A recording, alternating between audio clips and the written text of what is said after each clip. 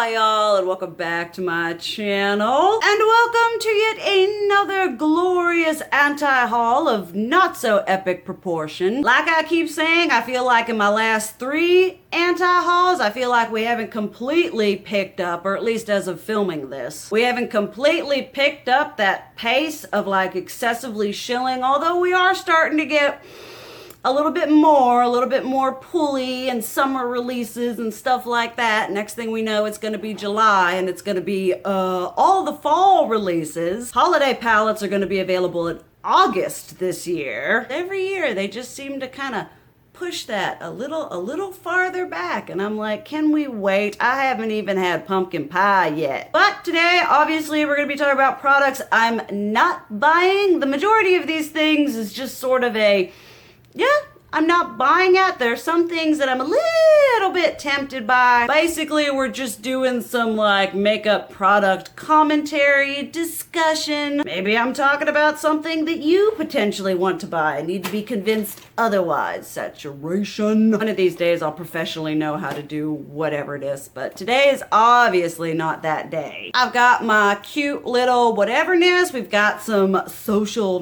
just some commentary on some shiz. And like I said, just the majority of this is just, I'm like, why? Why are you here? Why are you a thing? That is constantly the question I keep asking makeup companies as of doing the low buy, which y'all are probably so sick and tired of hearing about. You're like, you need to shut up about the low buy. But it's a very important part of my makeup life right now, and just when you're on that and you just see all these things, they're just pew, pew, pew, pew. It's all this new makeup and you're just like, that serves absolutely no purpose, at least for me. Which is a good place to be, because back in the day, everything was for me, all for me. All the bronzer shades, all for me, even though I don't use them. So, we're going to start off with something that is going to be heckin' old by the time this goes up, but the Urban Decay Purple palette. I think it's the violets or some kind of something. Although I do like to say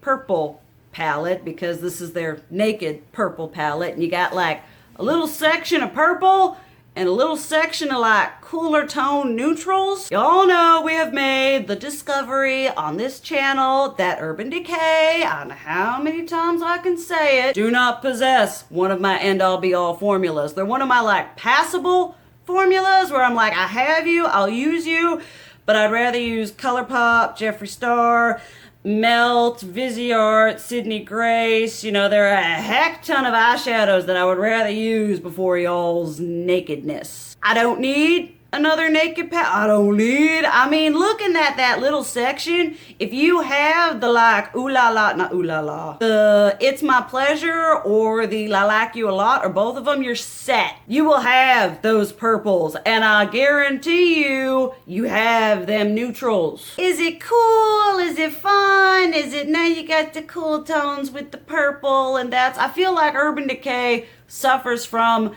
the Internet Explorer meme, where there's something that's cool and interesting and innovating and people will be on that, and then a year or two later, Urban Decay kind of comes straggling along with some kind of concept that banked on that thing that was popular years ago. They're just not killing it with innovative layouts and color theory. It's just another naked palette. They could have taken it out of the nakedness, whatever, bring that beauty with an edge, give us a spreadsheet, a huge, beautiful purple palette with all the niftiness. But now, we're gonna bank on the naked theme. We're gonna give you a little of purple and a little of cool tones, smash it together and call it a palette. I ain't gonna be buying that shiz. I ain't. And then something that sort of just kind of irks a little bit within me. I saw we've got a couple different whatevers. First is the Morphe Pride collection, specifically that palette, because I don't know if it's pressed glitters or some kind of crumbly nastiness, but you zoom in on that shiz,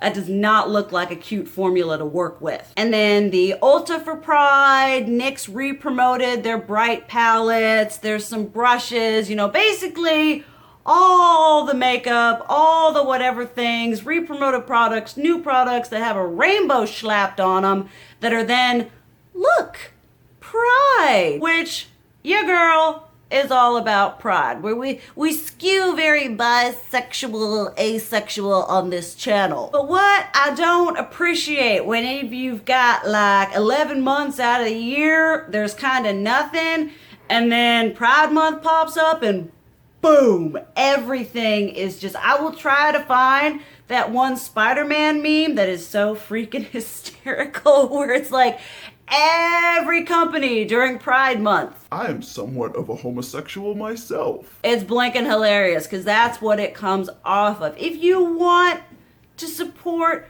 Pride, Kimberly Clark did a whole video on it. I will leave it down below. Support LGBTQ brands and people that make this kind of stuff, you know, all year round. Don't go pushing into a rainbow Morphe palette that they cheaply made specifically to bank off of people who want to support this movement. You know, just take the money and go support them locally. You know, find other businesses. Like I said, you don't need a rainbow brush. You don't need a re-promoted NYX Bright palette and be like, oh, I should buy it now because it's a rainbow palette and it's thematic because it's Pride Month. Oh, that's a stupid reason to buy something. I mean, if you don't have it and you're all like, whatever, this is cool, this is nifty, but I just despise how so many brands just kind of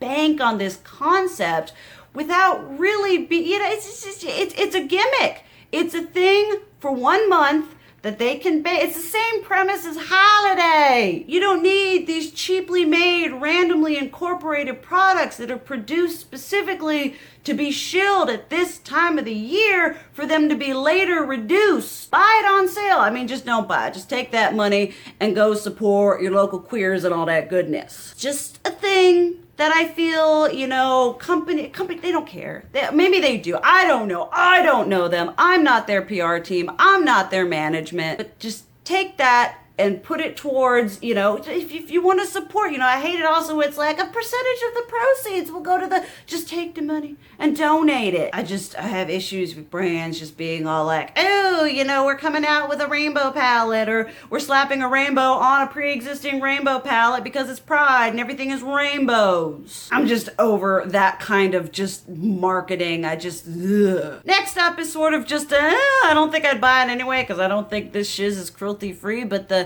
Yves Saint Laurent remind me of NYX palettes.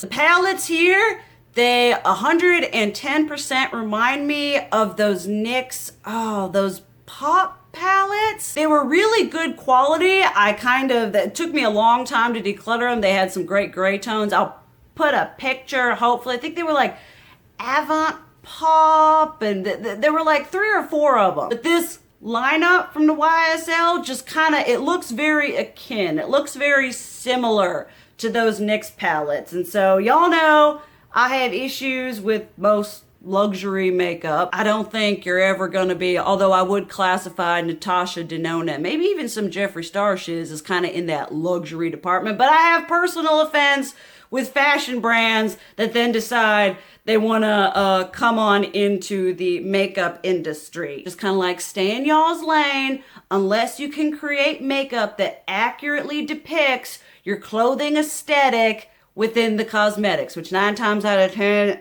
that ain't happening. And so these palettes, they just looked kind of, just like, oh, all right, a mishmash of colors that looks like a drugstore palette that was already a thing like 4 or 5 years ago. I just don't find a lot of the luxury makeup really breaking, you know, any sort of boundaries within color theory or whatever. I keep saying, clearly, I am not their demographic. They are not looking to appease my artistic whatevers. I remember back when, oh my goodness, back when I first started being onto whatevers, and I was like, I need one of those YSL, those super luxurious, beautiful, fancy packaging lipsticks that were basically the lightest, palest, littlest sheen. Just a hint of color on your lips. I had to have. I could not be a true beauty person unless I had one of them. So I think I ended up buying like 5. I've since decluttered all of them because they do absolutely nothing for me formula-wise, but that packaging though. And then we might as well just get the YSL out of the way. They also have these like, I don't know, it's a new collection, and what caught my eye was the close-up of the compact packaging that was so luxurious and opulent and beautiful looking. And then there was a look at the eyeshadow palette with the way that the pans are pressed, and the construction of it looks like something you would find at the dollar store. I'm just confused as to how you can have packaging that is so decadent, so detailed, so very obviously a lot of detail and craftsmanship into this shiz, and then you have these crappy looking pressed eyeshadows with like the brush, yeah, it had bristles and stuff like that. It wasn't a sponge tip applicator. But I mean, the demographic, the age, whatever demographic that you were selling your shiz to, it's like they can afford brushes. They already have brushes.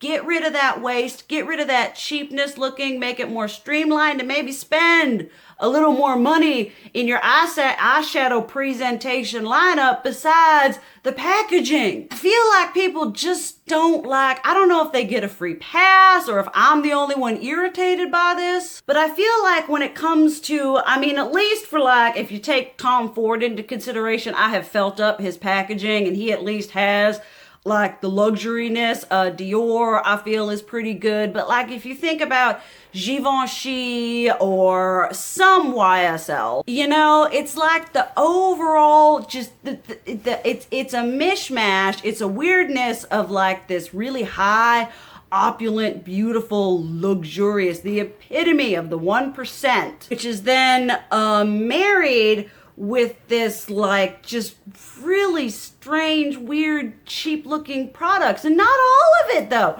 Some things they put like great deal into, and other things they're just like, people will buy it because of the fancy leatherwork stitching packaging, which is obviously what they put all their money into. It's one of those things that boggles my brain. I don't understand why people are still buying this, because I love packaging.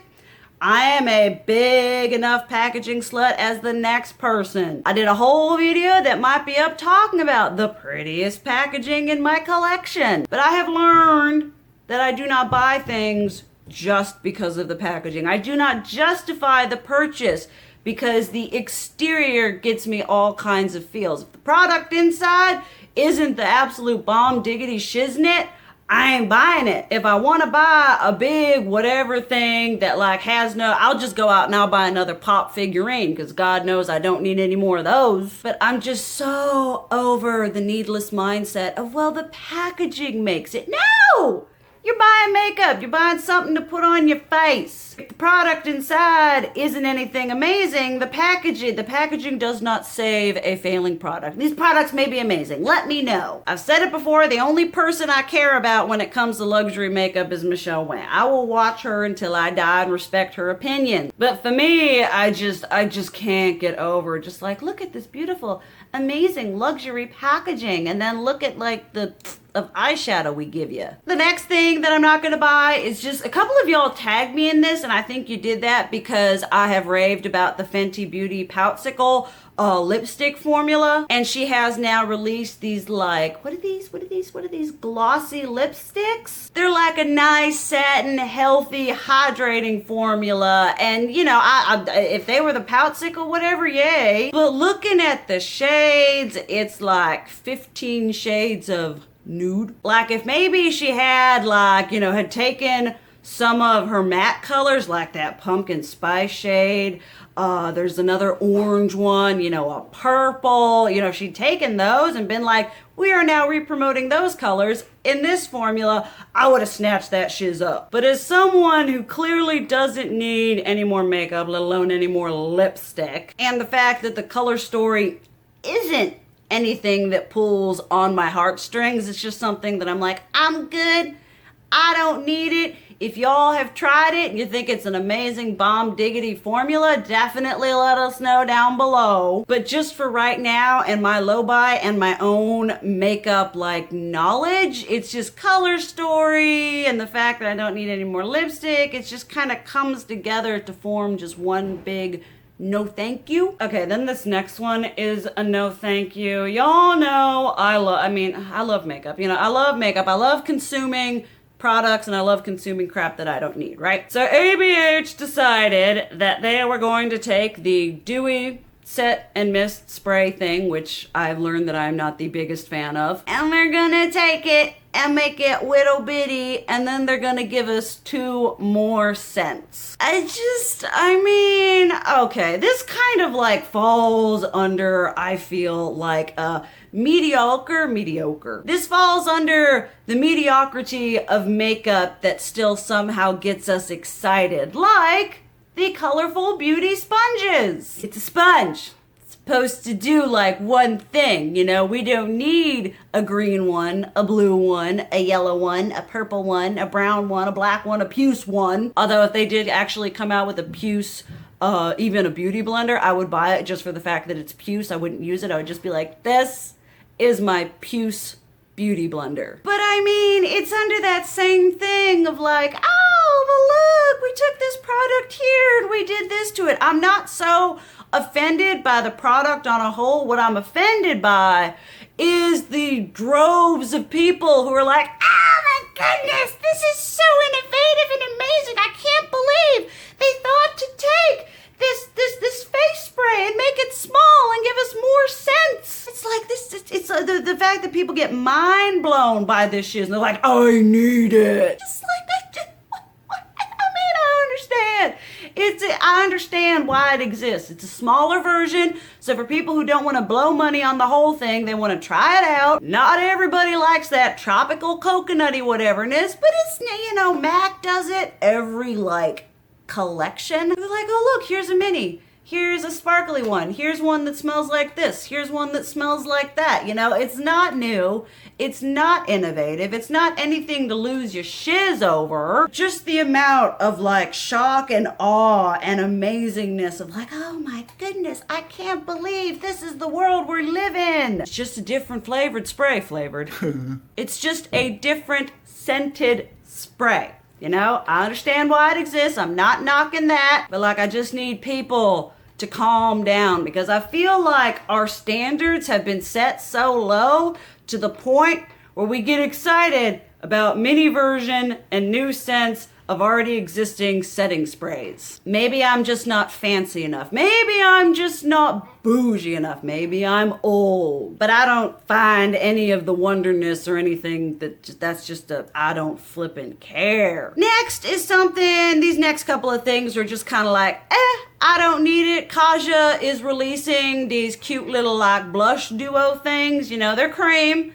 Y'all know how I feel about cream and all that jazz. I use like one cream product, that is Natasha Denona, her formula. I don't need any more blush. We decluttered all of my lime crime cream to powder blushes because I wasn't using them. At some point, I would really like Kaja to come out with a product that I could actually want to purchase to try something from the brand. But y'all know the majority of their shiz is cream. You know, they got the highlighters, they got the blushes, they've got the little eye thingies. You know, they have a myriad of these like cute little stack trio collection cream bento box thingies, which is an aesthetic I can get behind, but not if it's a cream product because y'all know how my mind works. Like I said, I have the ones I use.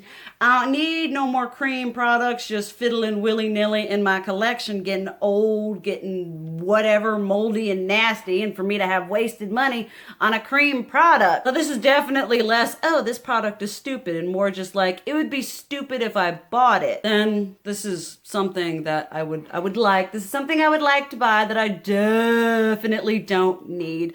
I believe I talked about a collection from these people, either last one or the one before, but Kiko Milano, which is a brand I would like to try. Thankfully, this is Kiko Milano. I know it's just straight up. I was going to say it's from UK, but that's another product I have on here. But this is their Unexpected Paradise collection, which has beautiful blushes and beautiful highlighters. What do I not need in my collection? What am I trying to not bring into my collection? Beautiful blush and beautiful highlighters. I am trying my darndest not to bring another single compact into my collection this year. I did get shiz for my birthday, but besides birthday, I haven't purchased any new compact shiz. And the packaging and the embossing and the Kiko Milano is just so pretty to look at. I've heard wonderful things about their highlighters and their blushes, and I'm just like, if I had money to burn and I could just go in and buy whatever the flip I wanted, I would have those blushes, I would have those highlighters, and I would have them from the last collection I anti-hauled too. But I don't have money to burn. I don't have space in the drawers. I don't need more blush. For any of y'all that saw my declutters, obviously I have enough blush.